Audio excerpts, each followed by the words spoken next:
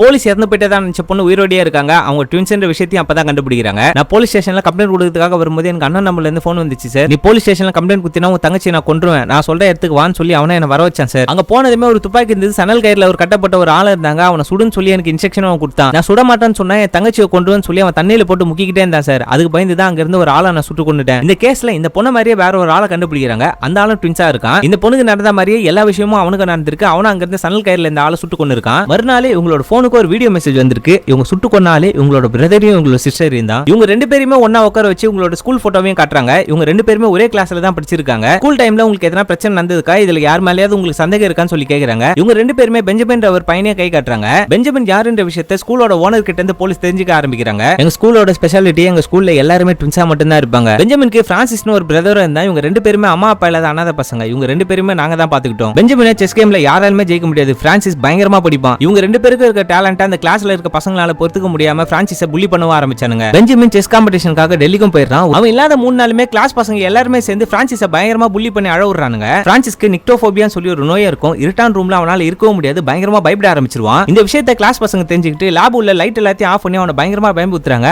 அந்த இடத்துல அவனுக்கு ஃபிக்ஸ் வந்து அப்படியே இறந்து போயிடுறான். இதுக்கப்புறம் என்ன நடந்துச்சுன்றதை அடுத்த பாட்டுல சொல்றேன். தேங்க்யூ.